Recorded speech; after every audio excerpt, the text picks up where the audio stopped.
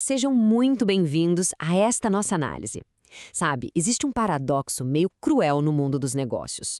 A imensa maioria das pessoas constrói uma empresa buscando uma única coisa: liberdade. Liberdade de tempo, de dinheiro, de destino. Mas o que acaba acontecendo de verdade?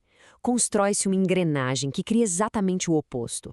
Quem funda o negócio acaba virando prisioneiro da própria criação. Diante dessa armadilha, a gente se depara com uma pergunta super incisiva. O negócio está servindo à vida ou é a vida que está servindo ao negócio? É quase um choque de realidade, né? Isso reflete perfeitamente aquele problema central de se tornar refém da própria empresa, de trabalhar de forma incansável sem poder se afastar por um dia sequer. Mas a ótima notícia é que reverter esse cenário não depende de sorte. Depende sim de construir as estruturas corretas.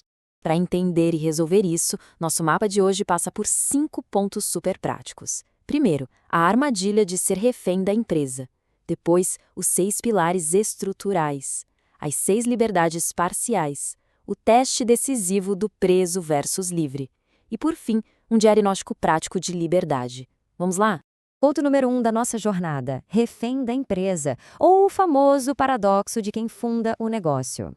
A gente precisa entender que a verdadeira liberdade não é só tentar trabalhar menos horas. É, na verdade, construir uma entidade autossuficiente que não dependa da presença ininterrupta de quem a fundou. O que a gente chama de Código da Liberdade é exatamente a solução estrutural para isso. Pensa num núcleo brilhante. Ele representa essa sonhada liberdade real. Mas ele não fica lá flutuando no vazio, sabe? Ele só se mantém firme e protegido porque tem paredes de sustentação ao redor, formando uma estrutura perfeitamente encaixada. Se a gente tirar uma única parede, o negócio todo desmorona. O que nos leva ao ponto 2, os 6 pilares, que são exatamente essas paredes estruturais. Essa fundação inabalável exige 6 elementos: gestão de tempo, finanças, cultura e pessoas, tecnologia e automação, mentalidade e delegação, e fechando a conta, estratégia e visão. A regra aqui é muito simples, pessoal. Cada pilar segura uma parte da operação. Se um só dá uma rachadinha, a liderança já sente o peso desabar nos próprios ombros. Não tem jeito. A liberdade verdadeira só se manifesta na intersecção perfeita e sólida desses 6 elementos. Vamos para o passo 3, as 6 liberdades parciais, as famosas interseções.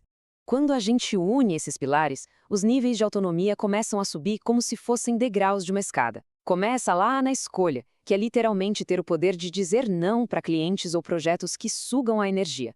Aí evolui para o crescimento seguro, chegando na liberdade operacional, que é ver a máquina rodando praticamente sozinha. Depois vem a escala, multiplicando os resultados de um jeito fácil.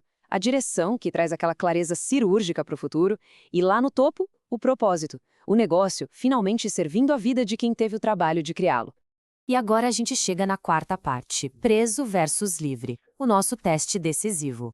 Mas, na prática, como é que a gente sabe a real situação da operação?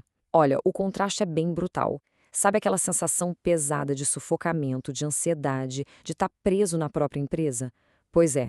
Do outro lado, existe a luz irradiando o puro alívio da liberdade. A gente vai fazer agora um embate super direto, sem filtros, entre o caos da mentalidade de quem está preso e a clareza absoluta de quem alcançou a liberdade. Quando a gente fala de gestão de tempo, o estado preso é pura tensão.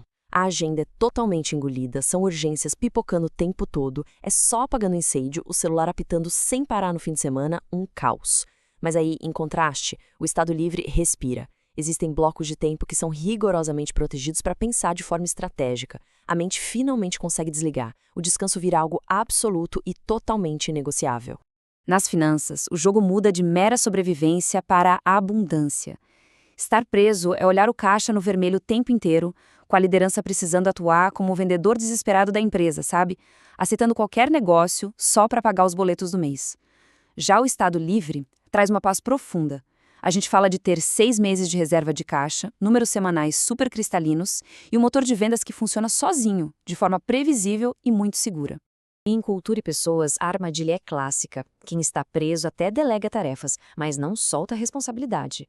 Aí cria-se uma equipe dependente e surge aquele medo paralisante de tirar férias.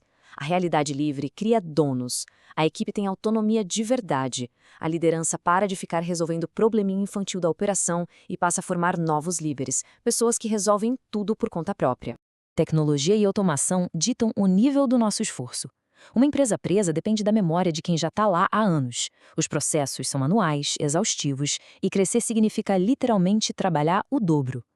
Na versão livre, os sistemas assumem o trabalho mecânico. Os processos cruciais ficam todos documentados. E aqui está a mágica. Crescer não é suar mais, é simplesmente ver a engrenagem girar de forma muito mais eficiente e controlada. Chegando na mentalidade, a gente tem que dar uma quebrada no ego. O estado preso alimenta aquela síndrome do herói, a crença de que só eu sei fazer do jeito certo, amarrando a identidade ao fato de ser a pessoa mais exausta e ocupada da sala. O estado livre joga esse perfeccionismo limitante pela janela. É entender que um trabalho entregue com 80% de perfeição pela equipe é infinitamente superior a um trabalho perfeito que exige a nossa presença para sempre. E para fechar esse teste, estratégia e visão. Estar preso é lutar com unhas e dentes pela sobrevivência do mês que vem. É viver no modo reativo, levando pancada do mercado de forma passiva. O estado livre muda o foco lá para o legado. O olhar vai para longe, planejando de forma estratégica 3, 5 até 10 anos para frente, antecipando os movimentos do mercado com um negócio que foi construído meticulosamente para durar gerações. E, finalmente, a parte 5, o diagnóstico de liberdade para a gente medir a realidade. Sair daquele caos exige olhar para dados frios. Esse sistema usa 24 pontos, sendo 4 pontos para cada um dos pilares. Onde a operação se encaixa agora? Olha só, de 0 a 8 pontos, a situação é refém, operando como grande gargalo da empresa.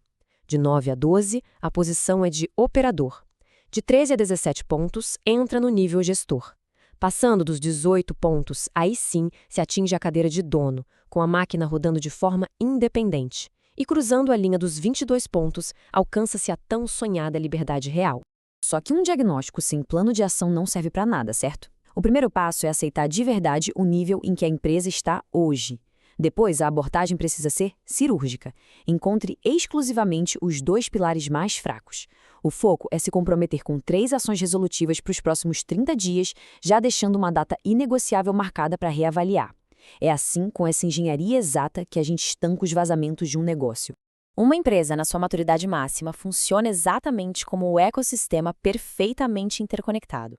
Todas as partes se comunicam, o peso é distribuído de um jeito super inteligente. Quando a gente elimina os pontos de estrangulamento, aquele núcleo central consegue brilhar intensamente, sem jamais precisar carregar todo o peso da operação nas costas.